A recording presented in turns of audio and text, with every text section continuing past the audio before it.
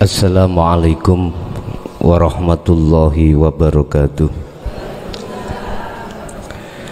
Ila hadratin Nabil Mustafa Rasulullah sallallahu alaihi wasallam wa ala alihi wa azwajihi wa dzurriyyatihi wa qarabatihi wa ali baitihi wa ashabil kiram wa ila jami'il anbiya wal mursalin wal awliya wa syuhada wa sholihin wa tabi'ina ila yaumiddin, khususan ila jami'i masayikhi ila muntahum wa ila abaina wa ummatina wa azdadina wa masyaikhina wa auladina wa azwajina wa dzurriyyatina wa ahli baitina, khususan ila jami'il arwah fi hadil majlis wa ghairahum. Lahumul Fatihah. A'udzubillahi minasyaitonir rajim.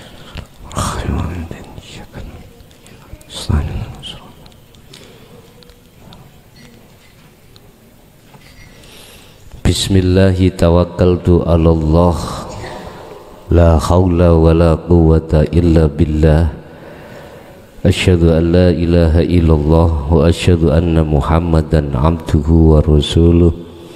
Allahumma salli wa sallim wa barik alaihi wa ala alihi wa ashabihi ajma'in. Rabbi shrah li sadri wa yassir li amri wahlul 'uqdatam min lisani yafqahu qawli. Shadaqallahul adzim. Amma ba'du.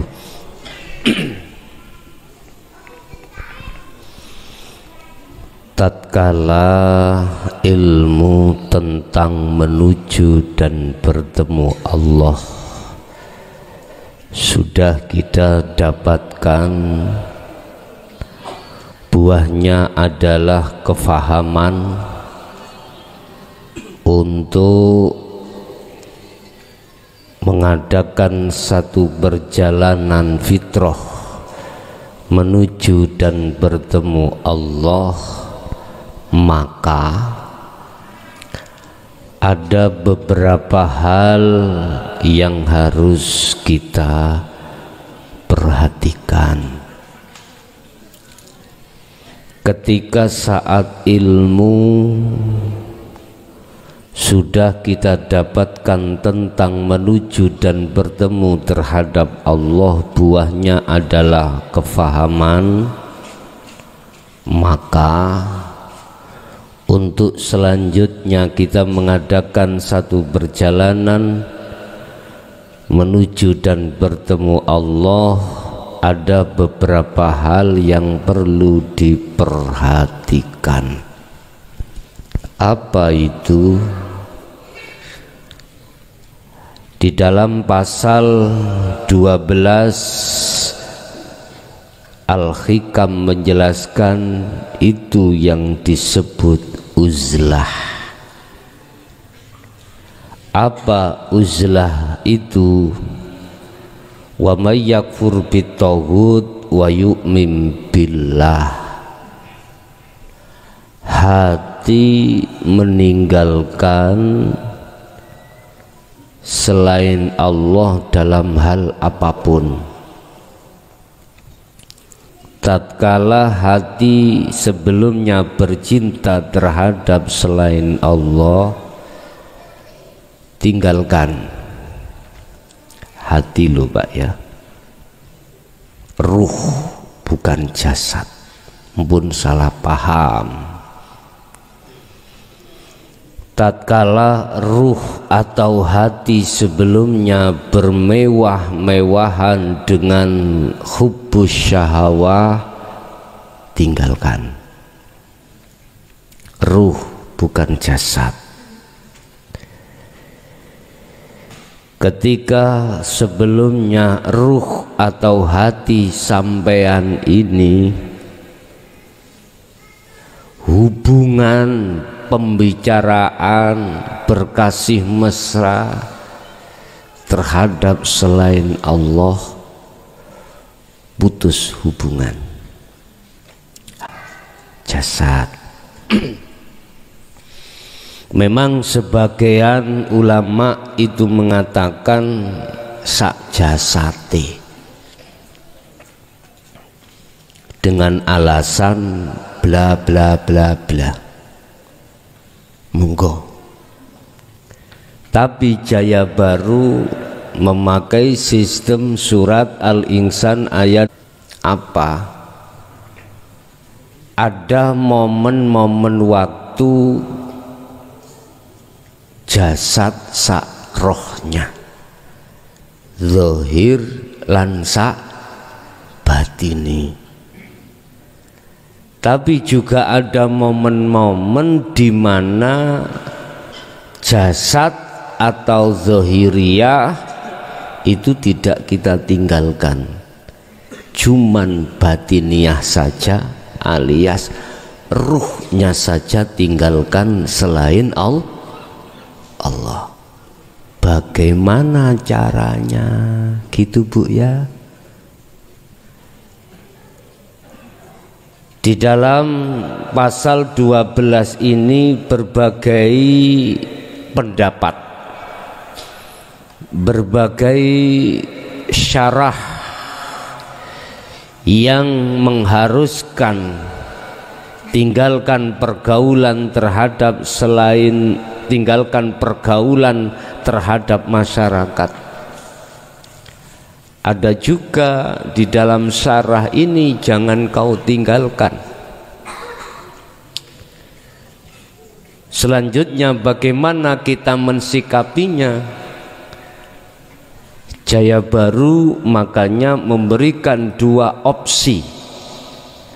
Opsi pertama, wajib kau tinggalkan baik secara zahir, lebih-lebih secara batin, itu momen-momen tertentu. Inilah Bapak Ibu yang kami sebut sebagai al-juhdu bil khos, uzi tersendiri yang untuk tinggalkan baik secara lahir Allah. Opsi yang kedua, berbicara momen waktu pun ada waktu-waktu di mana jenengan harus tinggalkan Allah hanya secara batiniah, tetapi secara zahiriyah jangan. Hal ini sudah dijelaskan Allah di dalam surah Al-Insan ayat 25 dan 26. Muhammad, pagi sampai sore karena kau bersosialisasi dengan masyarakat sahabat, karena kau bekerja urusan dengan duniawiyah. Tapi wa minal laili fasjud lahu fasabbihu lailan tawilan. Di dalam momen-momen Anda Muhammad gunakan baik secara lahir maupun batin, tinggalkan selain aku. Berarti bahasanya fasabbih, bersuci,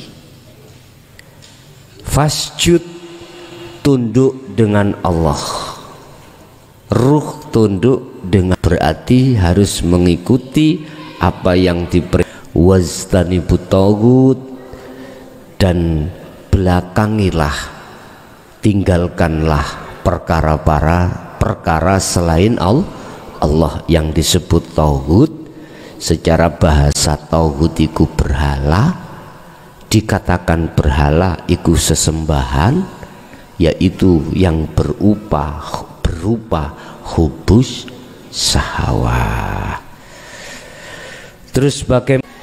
Mithlu uzlatin yadkhulu biha madyana fikroh. Apapun sing sampean hadapi urusan duniawiyah, nah, bojo ganteng, bojo ayu, bu anak macem-macem, dunya mewah, pangkat nggawa, lengkap lah Pak, lengkap. Sandang, pangan, papan, gak tahu kurang.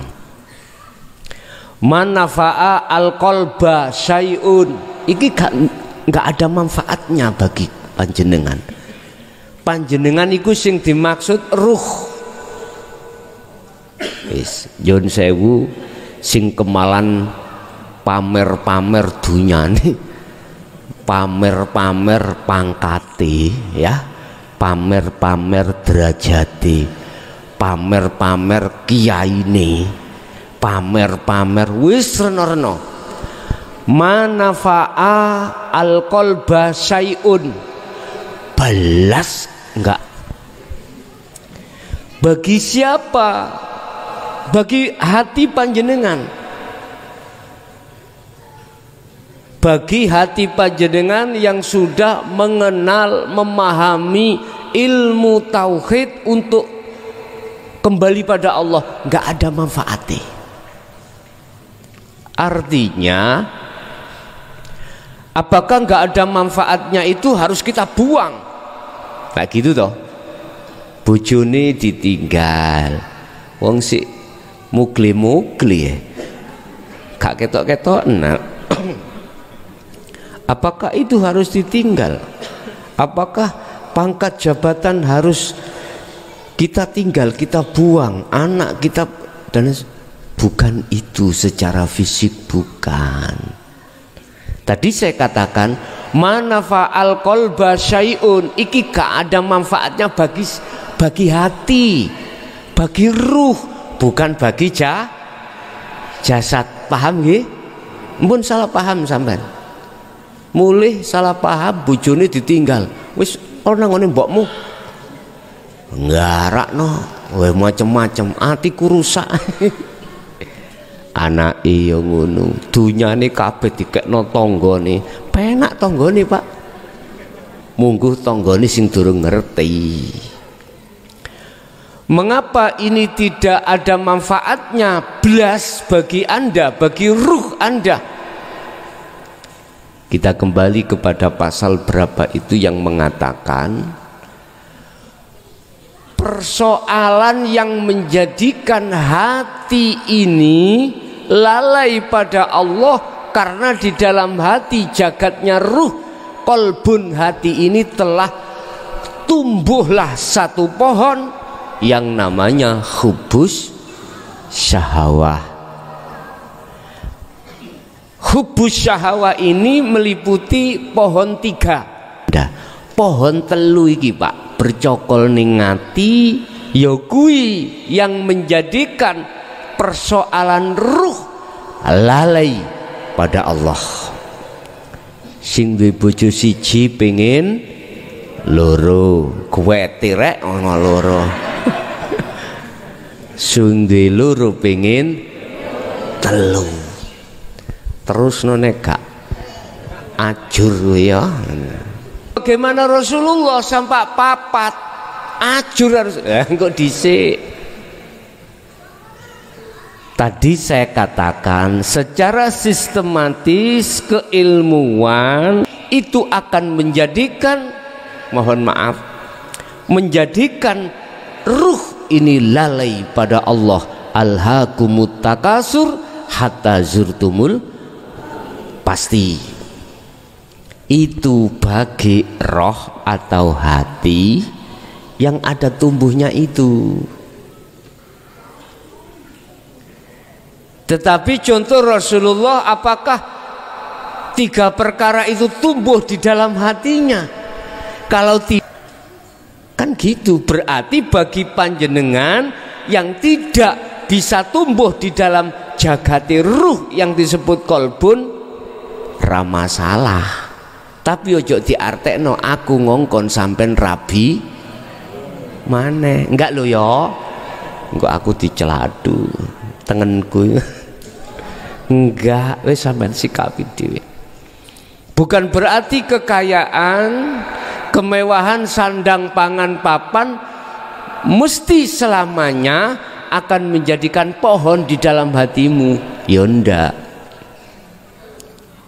Kita cari sebabnya apa. Rasulullah itu mewah, misalkan istri mewah dan pujaan mewah teko umat-umat, Mengapa tidak tumbuh? Ternyata Bapak Ibu, ini tertuang di dalam surah Al-Ahzab. Ini juga tertuang tadi di dalam surah Al-Insan. Ternyata pagi, siang, sore, bahkan malam, hati beliau sibuk hanya berzikir pada Allah. Berarti Bapak Ibu sekalian, manakala hatimu sibuk selalu zikir pada Allah, maka di situ tidak akan pernah pohon itu akan timbul, bahkan tumbuh di dalam jabatnya ruhmu.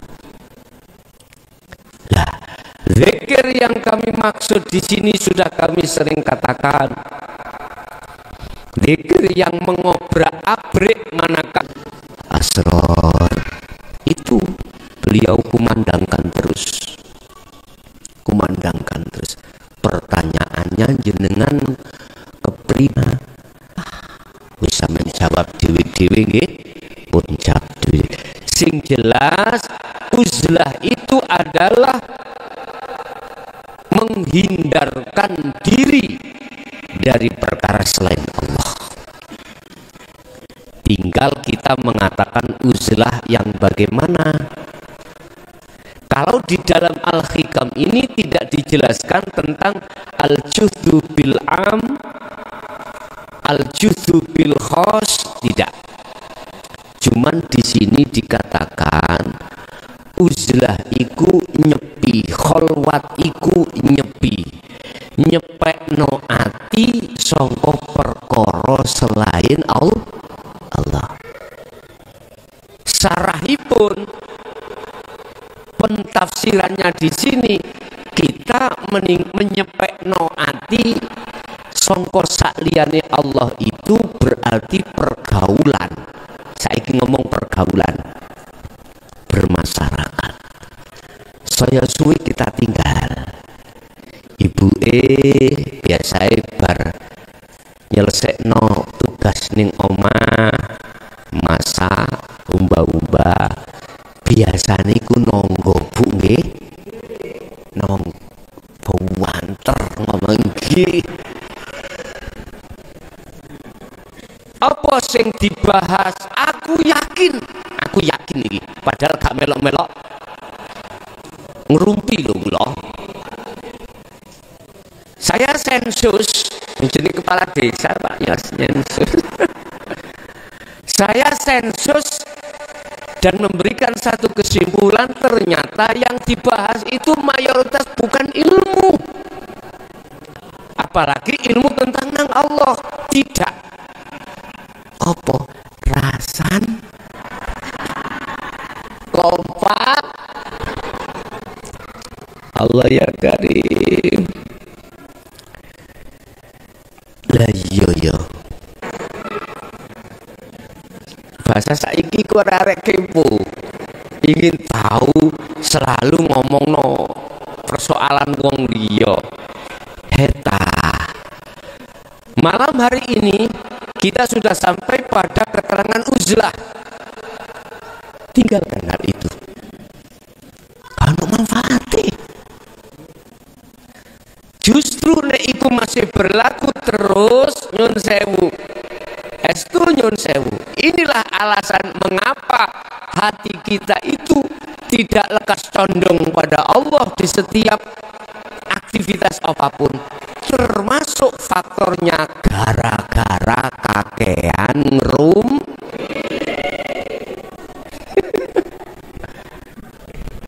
Kalau niki ngecemes lho Bu, estu gak ngecemes nang ngene sampean tok, nang sinten mawon ngecemes. Kecuali Bapak Ibu jenengan bahasannya nang tonggo mang sing dibahas adalah tentang keilmuan pada Allah. Artinya gini Pak, nek pancen sampean mulai saat ini harus tinggalkan perkara yang berbentuk ngerumpian, berarti maksudnya gak popo jenengan diri manakala jenengan iki berbicara tentang Allah. Nggak apa-apa, bukan termasuk larangan dalam uzlah. Janganlah kau ngerumpi dengan teman yang mati. Teman yang mati maksudnya duduk sampai ngomong-ngomongan sampai mayit ya, duduk ya. Siapa teman yang mati itu? Teman yang rakus, teman yang hatinya rakus terkait masalah duniawiyah. Ini Bapak,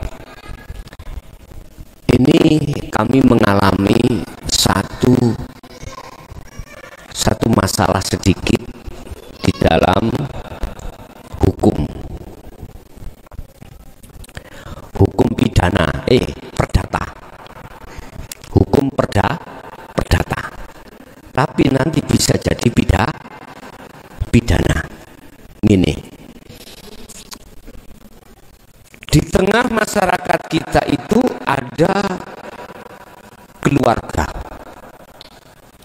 yang keluarga itu punya anak 3 ya, kakangi adike wedok, adike lanang, berarti sing wedok diapit, ngeten nggih. Sekarang berupa apa? Berupa tanah.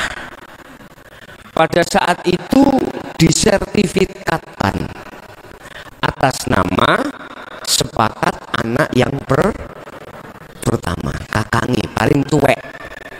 Nah, berarti legalitas hukum ini adalah hak seorang kakak. Oke. Ketika orang tuanya meninggal, kakak ini mau menjual, padahal ini masih mawarosa, harta warisan, belum diwaris dibagi dulur telumang dereng. Entah itu alasannya apa kok dijual. Sing jelas nek menurut akal kula wong dodol iku sebabe butuh. Nggih mboten? Wong dodol iku sebabe butuh. Ketika ini sudah nasib mawarosa, harta warisan yang belum dibagi,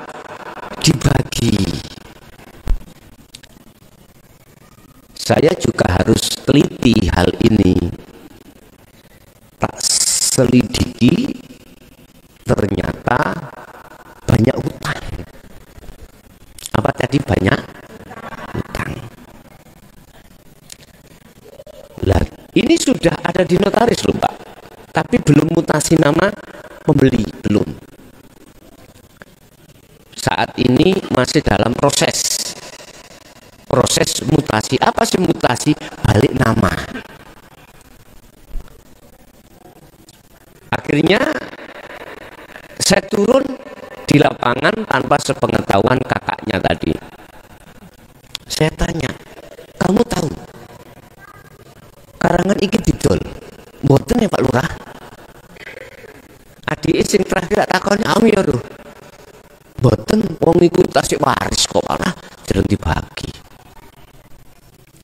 Tanpa sepengetahuan kakangnya, tak panggil kembali desa. Tak interogasi, berisi ya. Artinya gini, kami tidak ingin terjadi sesuatu di belakangnya,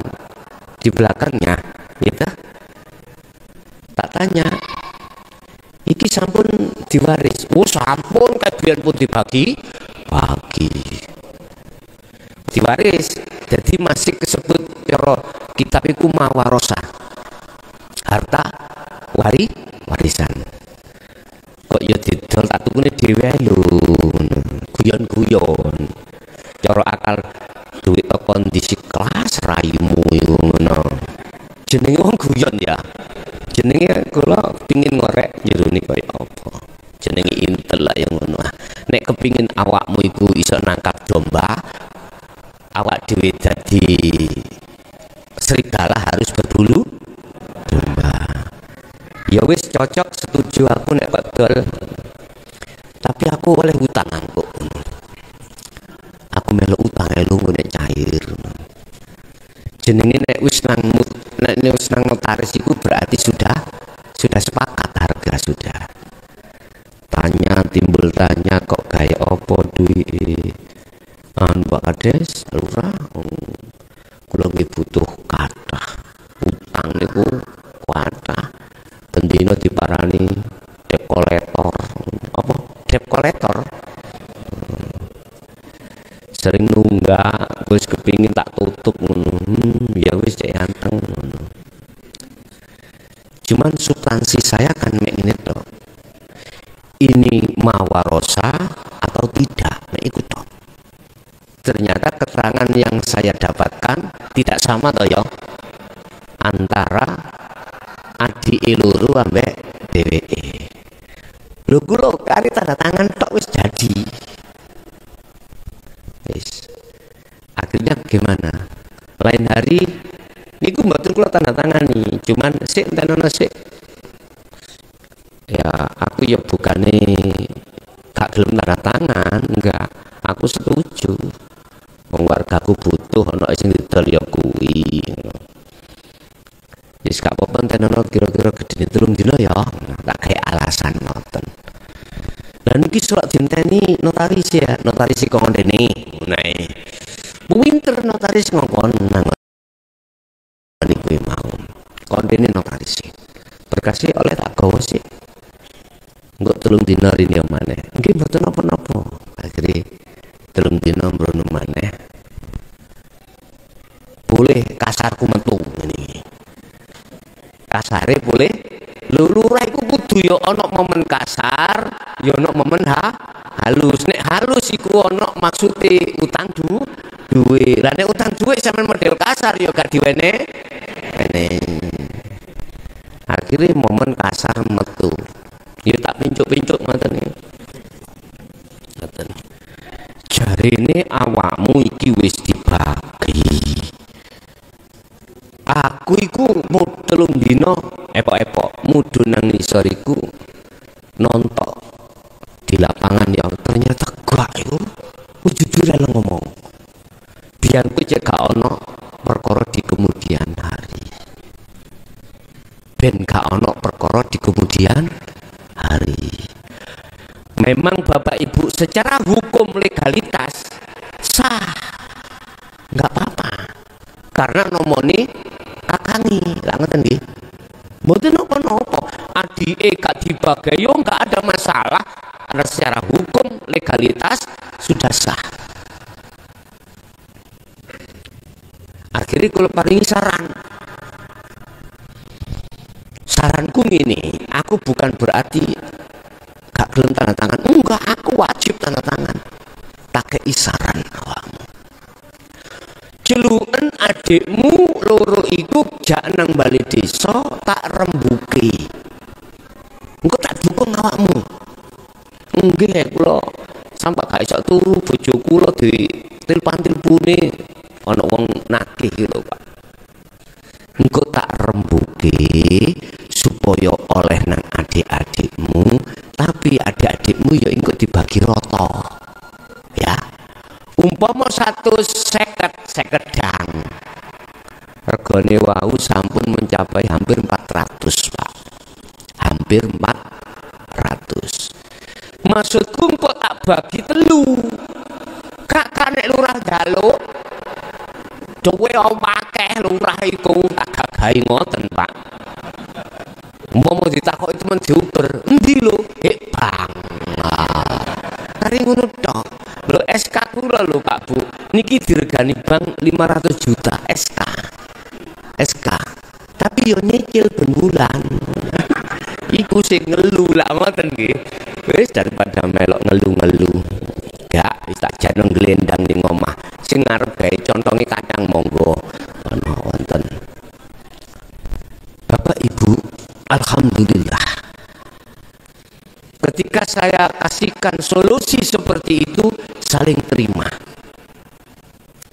Akhirnya secara agama saya tidak salah, secara legalitas hukum juga tidak gandoli hak orang lain.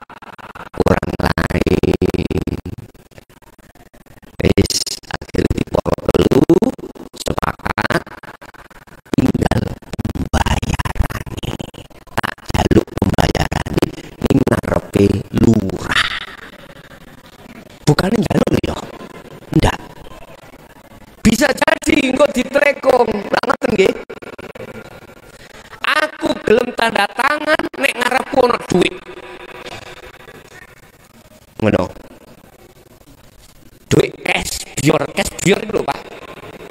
Engko bagi ning ngarepku pertelon berarti pinten Pak?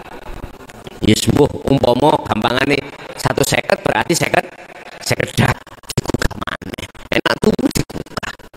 Persoalan. Di situ dulu maksud saya. Jadi cara agama yo jalan, cara hukum negara yo jalan. Ngeten ta. Makane jenengan nek dadi lurah, mbuh kapan umpama saiki dadi lurah, kudu teliti. Orang jual beli mutasi harus sampai turunin lapangan, cross check apakah sengketa apa ndak. Ojo angger sing penting prosentase ning sing penting uang dengare lah hancur ngono. Doleki menisor di bawah apakah tanah ini termasuk sengketa atau tidak, biar nanti ketika kita purna iku kayak gak diceluk maneh. Mergo tanda tangan ya awak dhewe, stempel awak dhewe. Mesti dikori lurah iso apa iki? Berkasih wonten Pak. Oh lurah bel. Klakson lho Pak, bel. Ada diceluk maneh. Nek wis bongko gak diceluk. Nek cara dunya sik ono pasti dipanggil minimal 3 saksi. Engko nek mengerucut iso tersangka iki soroi. Wis balik. Bapak Ibu, uzlah niki minimal secara hati jenengan tinggalkan pergaulan yang pergaulan iku tidak. Niki Nabi Musa mengatakan jangan pernah kau mencari teman-teman yang mati. Yang dimaksud teman yang mati adalah teman yang hatinya rakus dengan urusan dunia. Itulah golongan-golongan yang hatinya itu telah tumbuh subur pohon hubus syahwat. Kalau Anda berteman orang seperti ini, maka saya pastikan tidak ada kemajuan makrifat ruhmu terhadap Allah. Wis tinggalkan pergaulan itu. Wis sampean angen-angen dhewe sampean ning omah ning desa niku wonten perkumpulan. Ya. Perkumpulan tahlil, perkumpulan istighos wae kok.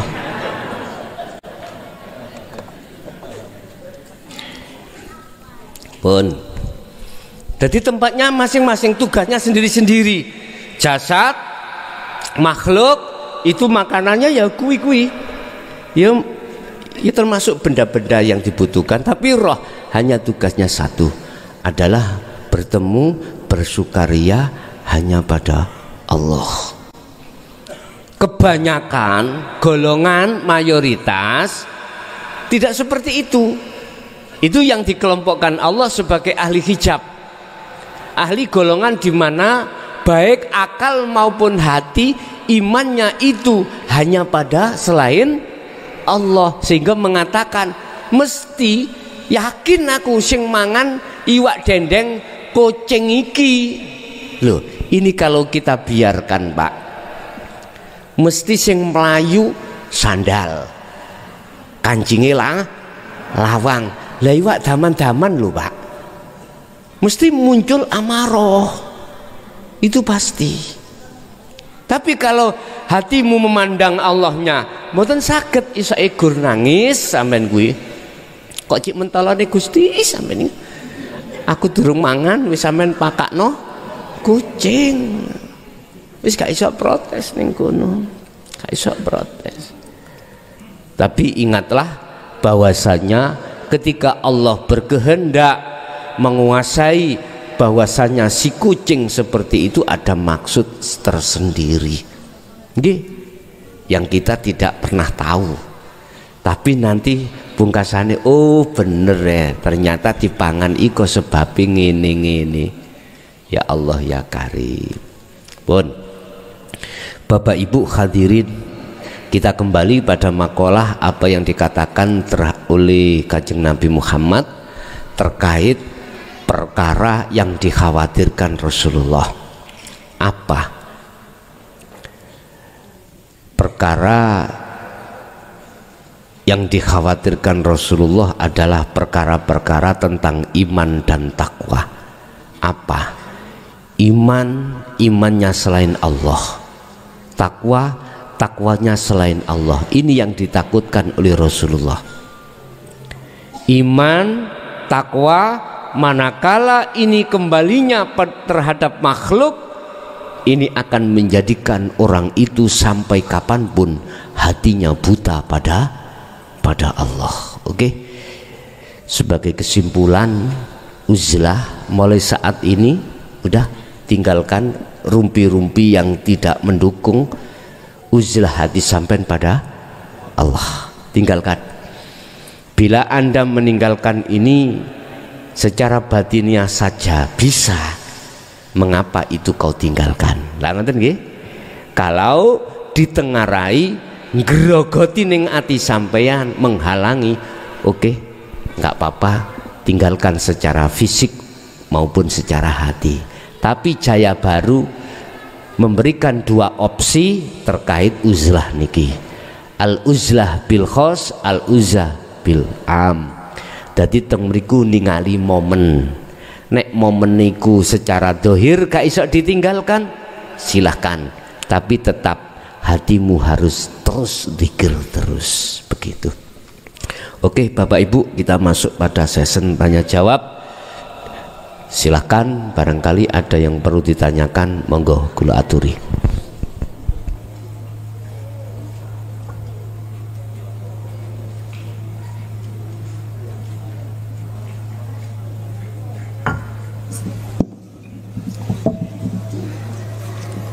Assalamualaikum warahmatullahi wabarakatuh. Saya mau tanya Gus, surga itu ada di ars. Ars itu pintunya khusus untuk masuk ke surga. Kalau orang itu bisa masuk pintunya langit tingkat 7, berarti orang itu akan masuk surga untuk selama-lamanya. Kalau tidak bisa, jangan harap bisa masuk surga. Memang seperti itulah kenyataannya yang ada di atas sana. Jadi orang masuk surga itu tidak mudah Gus. Tidak semudah seperti apa yang dikatakan oleh orang-orang itu. Itu masih jauh di bawah mimpi. Yang saya tanyakan ialah orang-orang yang bagaimana yang rohnya bisa masuk pintunya langit tingkat 7 tersebut. Demikian Gus, mana penjelasannya. Assalamualaikum warahmatullahi wabarakatuh. Waalaikumsalam warahmatullahi wabarakatuh. Subhanalladzi asra bi'amdihi lailam minal masjidil haram ilal masjidil aqsa alladzi barakna ma haulahu linuriyahu min ayatina innahu was-sami'ul basir. Maha suci siapa hidup, maha suci hidup. Suci yang dimaksud di sini tanpa ada sesuatu yang lain. Subhana maha suci sopo alladzi hidup. Asro yang memperjalankan asro kang ngelakokake sopo alladzi hidup bi abdihi kelawan kawulane hidup hidup. Siapa kawulane iki hamba lailan ing dalem waktu wengi, di tengah waktu malam. Di situ mengapa di dalam Al-Qur'an tidak tertulis naharon, siang, kok malam? Ada maksud apa? Ini juga ada pengertian sendiri. Dan mengapa di situ kok abdihi, hamba yang dikehendaki, kok memakai isim nakiroh bukan isim makrifat? Apa isim nakiroh itu? Isim nama untuk umum. Kalau isim makrifat adalah isim untuk khusus. Bi abdihi kelawan kawulane alladzi, artinya walaupun secara syariat perjalanan ini hanya berlaku pada baginda Nabi Muhammad, tetapi secara hakikat itu bisa terjadi pada hamba siapapun yang dikehendaki.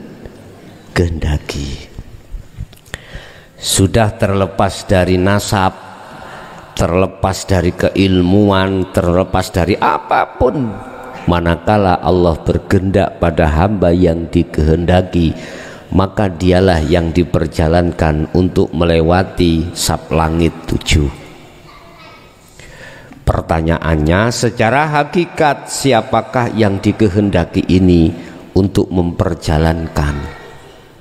Merekalah. Pertama, merekalah yang mengikuti Kanjeng Nabi, mengikuti yang tidak hanya di sistem syariat tetapi juga di sistem hakikat. Qul in kuntum tuhibbunallaha fattabi'uni, apabila kau mengikuti hakikatnya Rasulullah, Anda akan bisa sampai ke makrifat. Jawabannya yuhibbukumullah. Apabila kau lepaskan cintanya hatimu terhadap selain Allah, cintanya ruhmu terhadap selain Allah, maka Allah akan menerima cintamu dan kau akan dijadikan kekasih. Inilah yang kami maksud sebagai tindakan uzlah. Tindakan di mana hatimu telah terlepas dari belenggu cinta terhadap duniawiyah.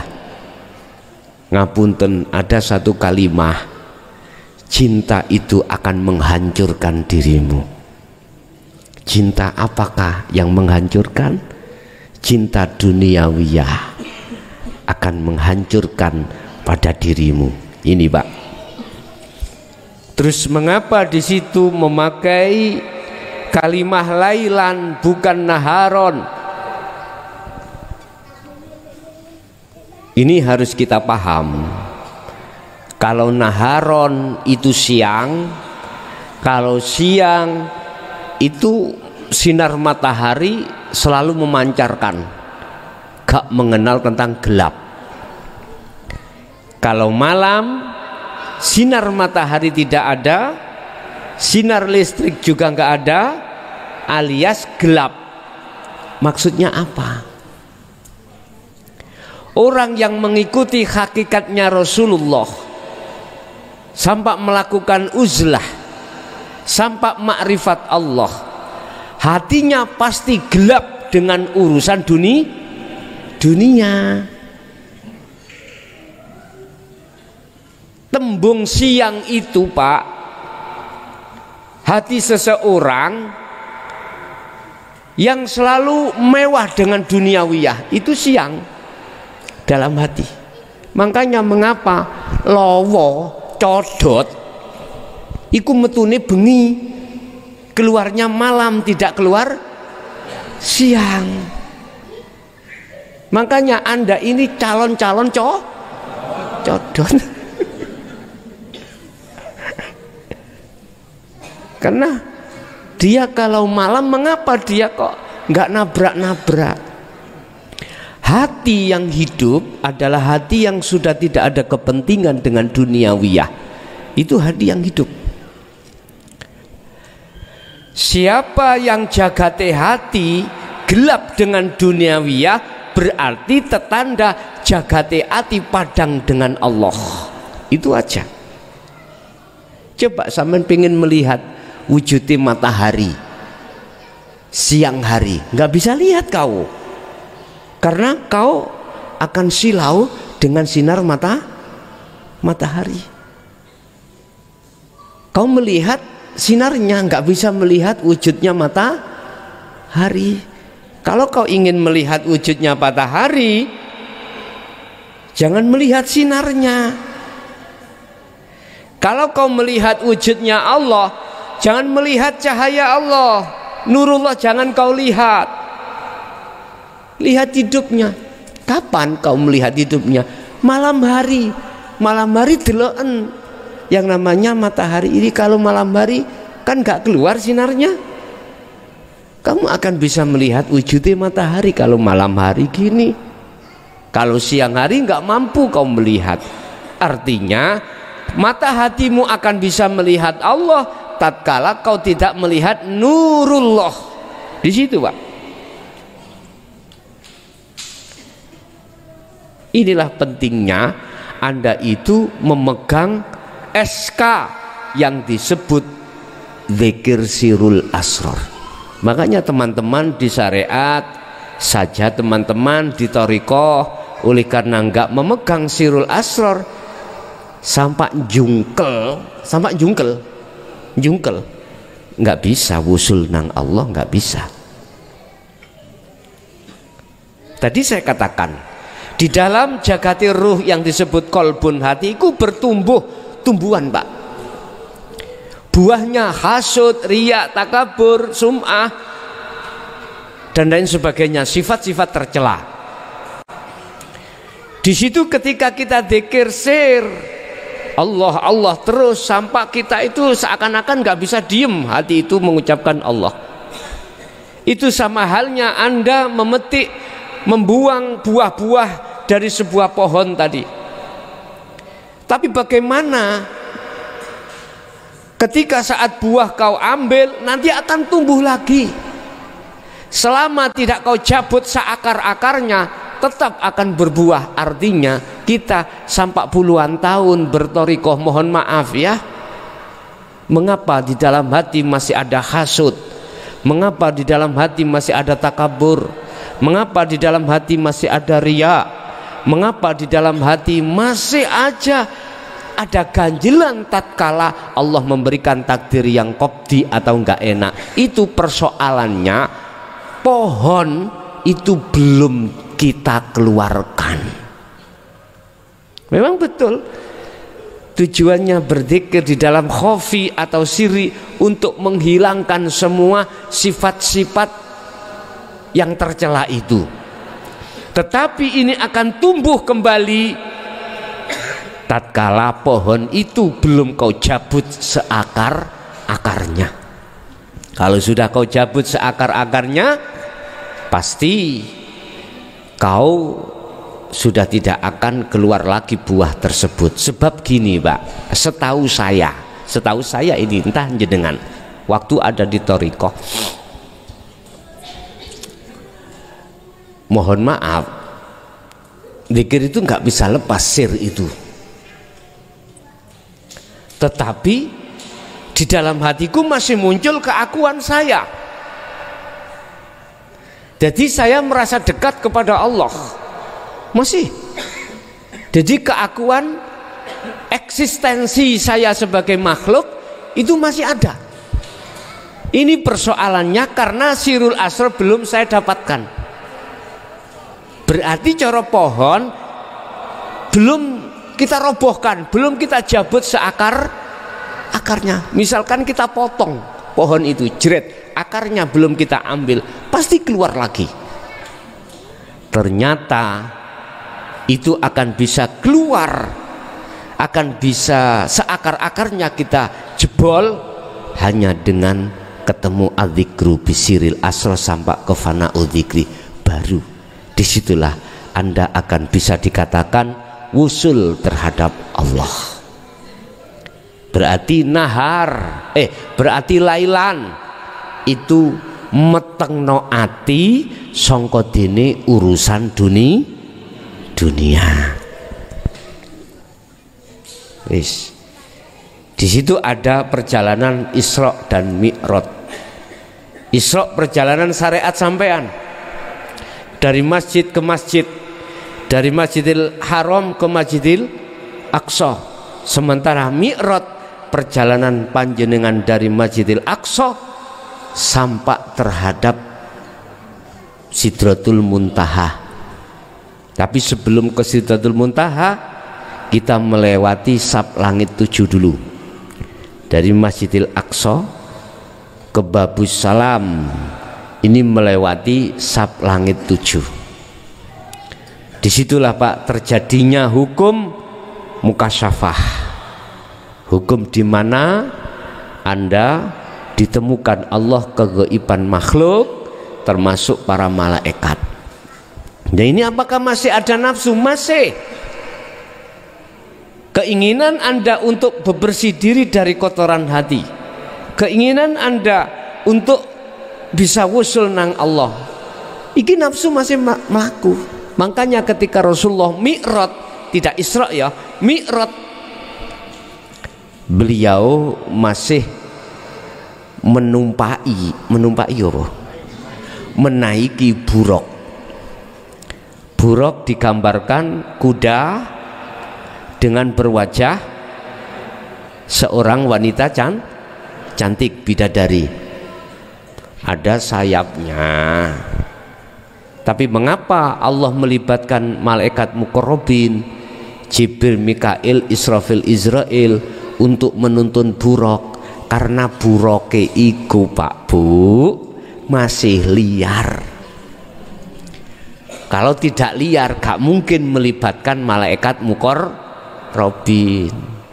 Buruk iku singkatan meleburok ya. Iku nek sik liar.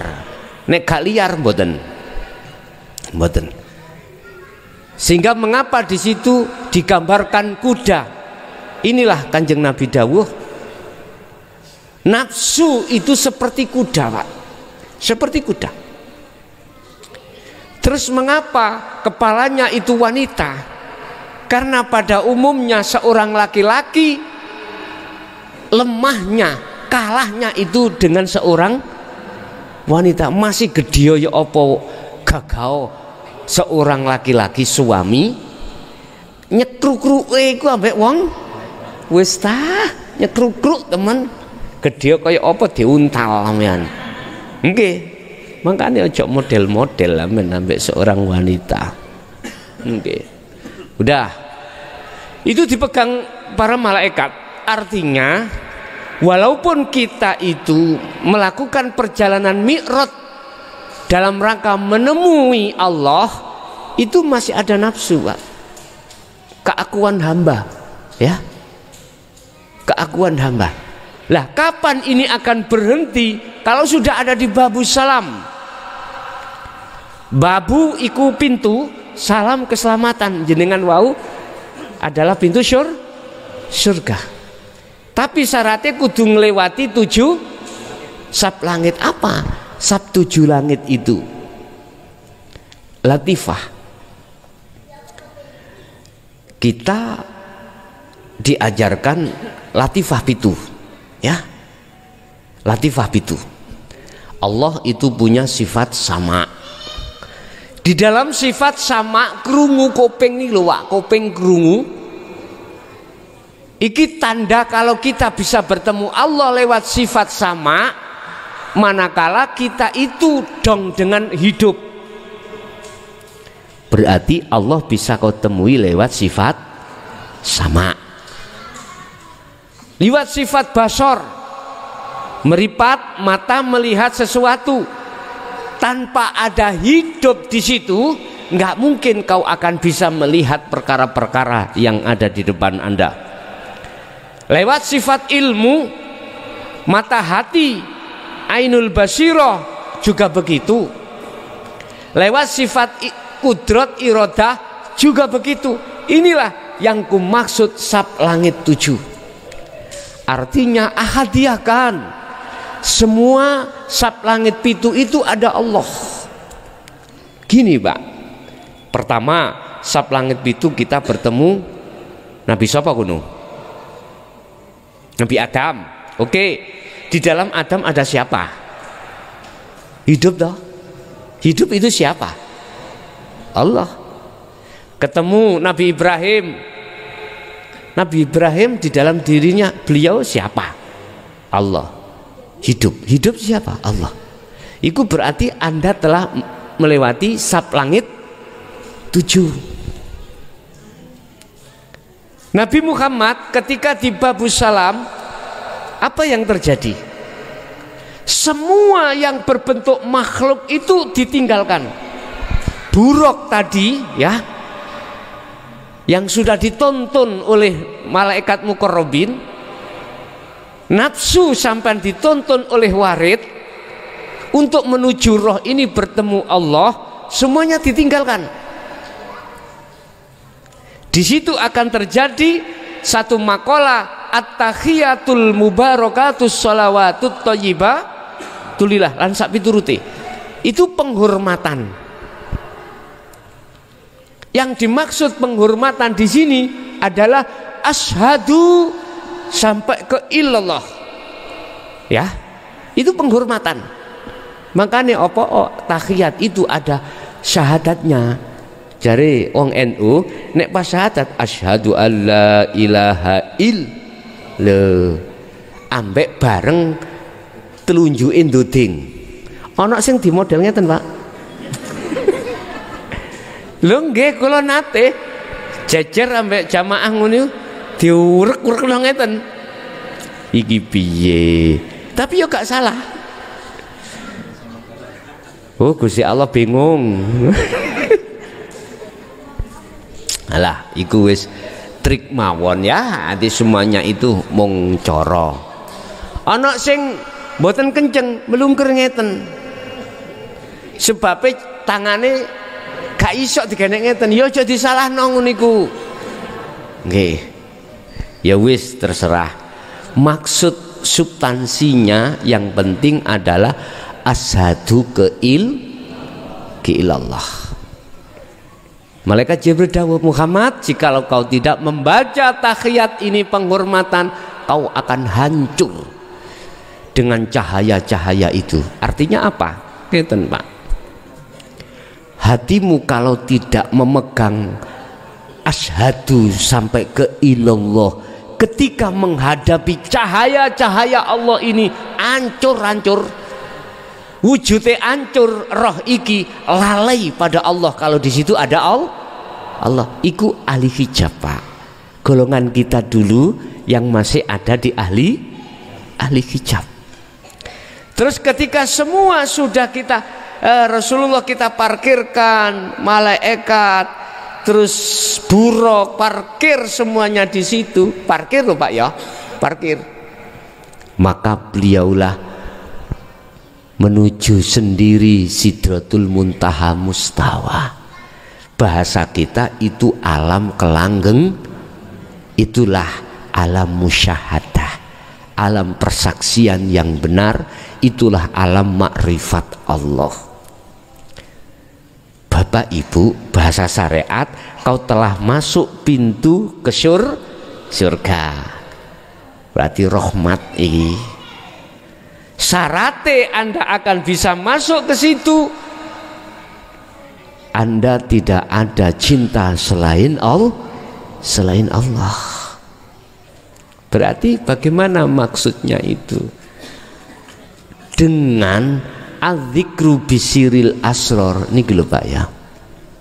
Di situ akan ada dzikir sirul asror, kan ada pintu 3, siji rasa, telu melihat atau bertemu, ketiga menyatakan.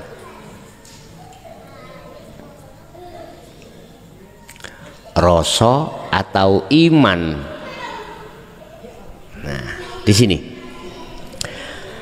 pembimbingan zikir sirul asror itu yaiku zikir sing tanpa ngucap, zikir tumindair roh, masuk di dalam rasa atau iman yang hanya pada hidup. Atas semua apa yang terjadi hanyalah hidup yang berperan. Dengan begitu selanjutnya masuk pada pintu yang kedua, yaitu melihat, artinya bertemu Allah. Itulah di maqam musyahadah.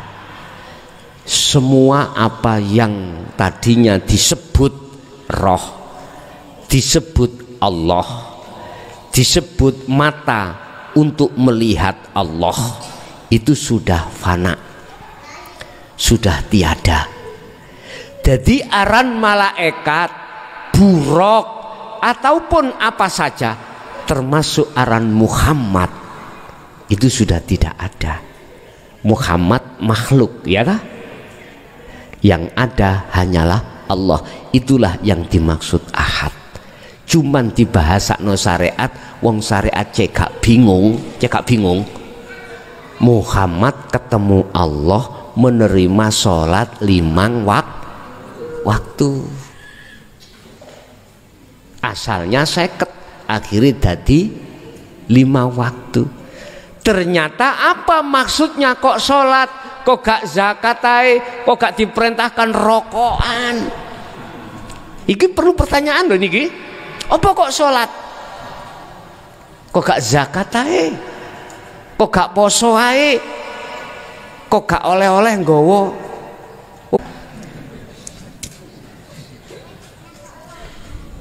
Biasa, kula nek dijarak, kula nek diprotes tak jarak. Gus, ngajiku gak pantes rokokan. Ya wis. Yo gak tak seneni, cuman tak jarak.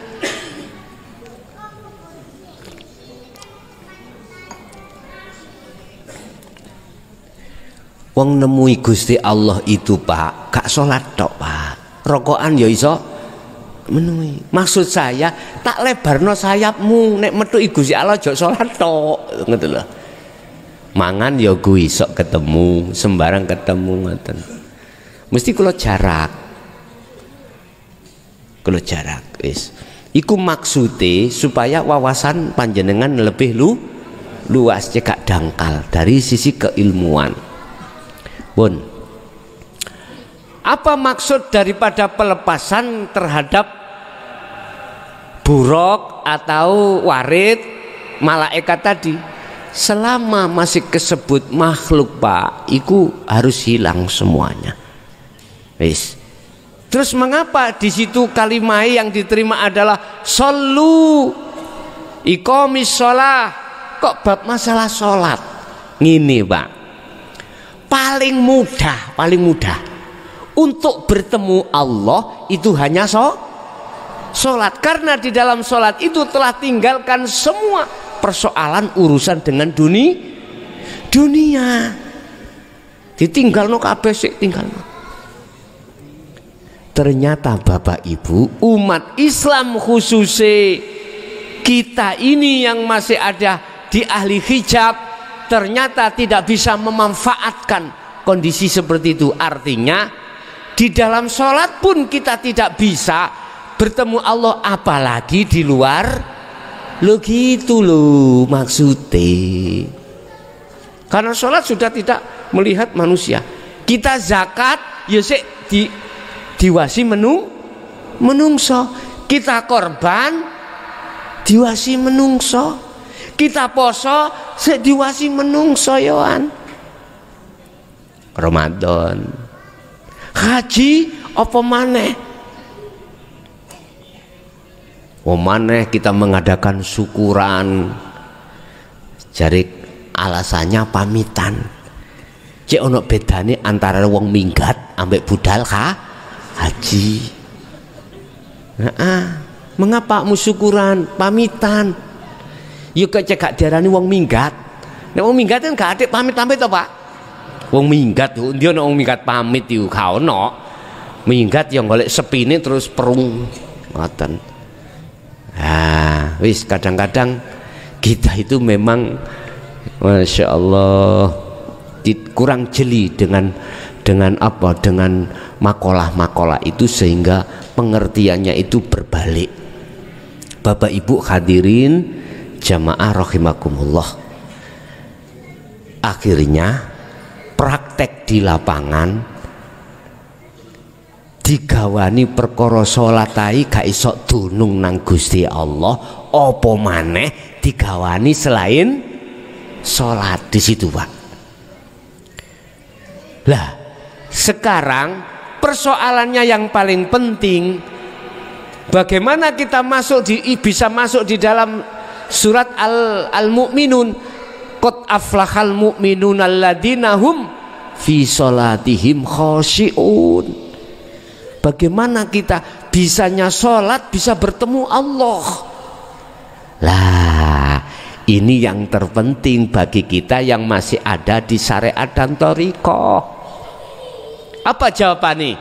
Kembalilah kepada surat Al-Imran ayat 31 tadi. Ikuti hakikatnya Rasulullah, jangan mengikuti syariatnya saja. Ikuti hakikatnya, dengan mengikuti hakikatnya akan bisa sampai makrifat pada Allah, akan bisa bertemu Allah. Akhirnya nanti Anda tidak hanya bertemu Allah ketika saat fisik sholat syariat, tetapi juga fisik melakukan syariat yang lain. Apa? Makan, macul, nyambut gawe pasar, ning kantor, semuanya akan bisa bertemu Allah. Di situ pembimbing-pembimbingannya. Surga yang dimaksud adalah tatmainnul qulub, kedamaian yang hakiki, bertemu cinta yang sejati, atau jenjeme ati hanya bertemu pada Allah. Itulah surga. Lah gak usah ngenteni sesuk, lapo ngenteni sesuk sampean, ning dunya iki temuilah surgamu masing-masing. Dikatakan bertemu masuk di dalam surganya Allah manakala Anda bertemu Allah. Ingat, Allah berkata, aku tidak akan menerima cintamu jikalau hatimu masih ada cinta selain aku. Aku tidak akan memasukkan surga terhadap satu hamba manakala di dalam diri hamba ada syirik, sebiji sawi pun tidak akan pernah aku masukkan. Loh, di situ, Pak. Itu maksudnya mengadakan cinta selain Allah. Oke, ada lagi.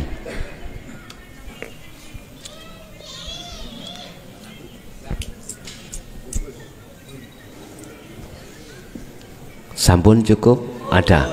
Lah iko si lemu itu enggak mangan apa cak amen iku. Alhamdulillah Gus, disyukuri mawon. Injih. Aku pengen lemu, takutku koyok neker. Assalamualaikum warahmatullahi wabarakatuh. Kepada Gus Mukhlason yang dirahmati Allah, pertama-tama saya mengucapkan alhamdulillahirabbil alamin. Saya ingin bertanya begini Gus, melalui bimbingan Adzikru Bisirul Asror, pintu pertama kan Su'arul Basiro.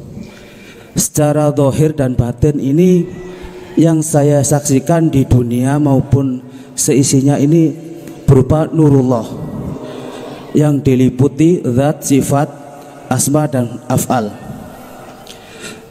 Untuk menuju ke alam khasafah tentu kan harus melepas segala bentuk keakuan diri berupa jasad agar ruh bisa sampai masuk pada alam khasafah lewat bimbingan warid.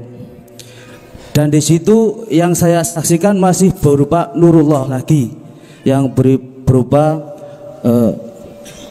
makhluk-makhluk yang sebelum pernah saya jumpai di alam nyata ini. Akan tetapi menuju hakul basiroh sampai fana'u dzikir, semuanya bentuk keakuan diri dan jiwa ini semuanya hilang. Yang ada hanyalah satu rasa saja. Rasa itu mampu mewakili banyaknya rasa, dan yang banyaknya rasa kembali pada yang satu rasa. Yang saya ingin tanyakan begini Gus, apakah pada nanti itu yang mampu menyatakan dan yang mampu melihat Allah itu hanyalah Allah sendiri? Cukup sekian, saya akhiri. Assalamualaikum warahmatullahi wabarakatuh. Waalaikumsalam warahmatullahi wabarakatuh. Dalam proses dunia tauhid, baik secara keilmuan maupun pemraktekan, sebelum kita masuk dalam tauhid la ilaha illa anta, kita dulu diproses Allah lewat la ilaha illallah, la ilaha illa huwa. Lah gitu ya. Wis iki gak usah tak bahas. Ketika kita masuk pada tauhid tingkat 3 la ilaha illa anta, di situ akan terjadi proses di mana jenengan iki dibenturkan Allah di dalam dunia mukasyafah, dunia di mana panjenengan dihadapkan makhluk-makhluk yang bersifat ghaibiyah. Itu sudah lumrah. Bisa jadi Anda tidak dilalukan secara kenyataan lewat dunia mukasyafah, bisa jadi langsung di musyahadah, sehingga di dalam anta ini Anda, dalam diri Anda merasa bahwasanya Allah kau rasa paling dekat.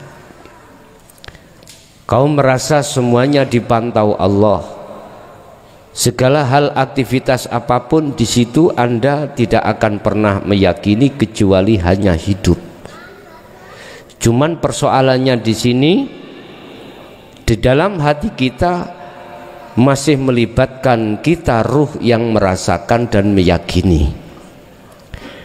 Ini harus ditingkatkan untuk menuju zikir yang nomor 4, yaitu la ilaha illa ana. Ini sudah mentok iki. Cara pendidikan tauhid itu sudah habis. Ana. Artinya ketika proses tadinya itu ada yang merasakan dan yang dirasakan, berbagai macam yang duduk di sifat asma af'al, di sini nanti akan dengan sendirinya akan terjadi antara yang merasakan dan yang dirasakan itu pelakunya tunggal, yaitu hidup itu sendiri. Untuk mencapai hal ini tidak terlepas dari tekune uzlah, tekune pemfanaan diri dari diri. Akhirnya jatuhnya di sini, boleh Anda itu hati itu sudah tidak mengucapkan Allah huwa anta, tapi ana zikiro ana iku aku. Kembalikan aku pada hidup itu tadi. Wis. Kalau detik-detik di mana anak itu berkumandang di dalam hatimu, saya ingatkan, jangan heran dan jangan kaget. Ojo gemeter kuwi, jarine Pak Mudin, engko diparani malaikat mungkar nakir. Ning kuno takon sapa pangeranmu, sapa nabimu. Artine ngene, jenengan ojo heran nek umpama ati sampean hak sudah tidak cinta lagi pada suami dan ati sampean ampiang hambar ndelok bojo mbunek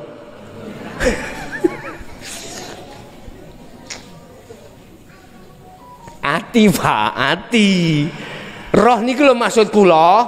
Karena apa? Sudah terselubung hubunganmu dengan Allahnya. Iki maksudnya ahad loh ya. Jadi aku sendiri. Terus cintaku untuk siapa?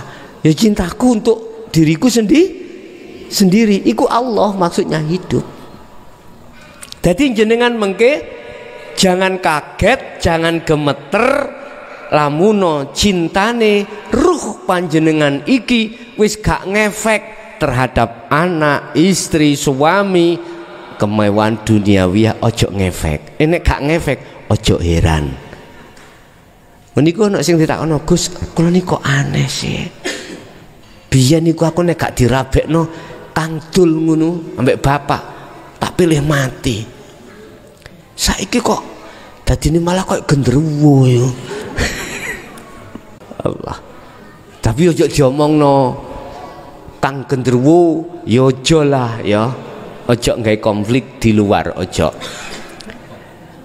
Ndak Pak ya.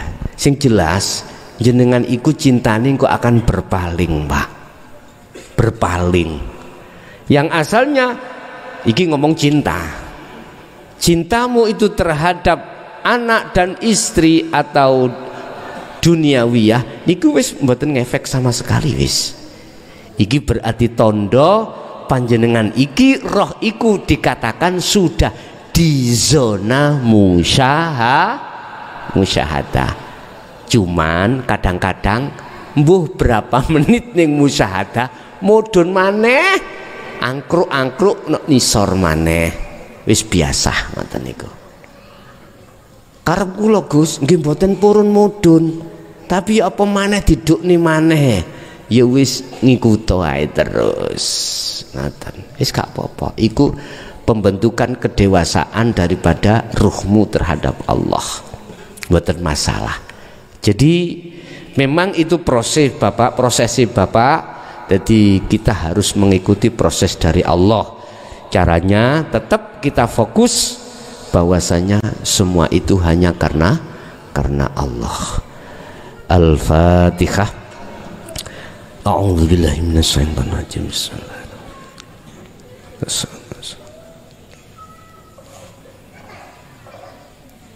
Akhirul kalam. Assalamualaikum warahmatullahi wabarakatuh.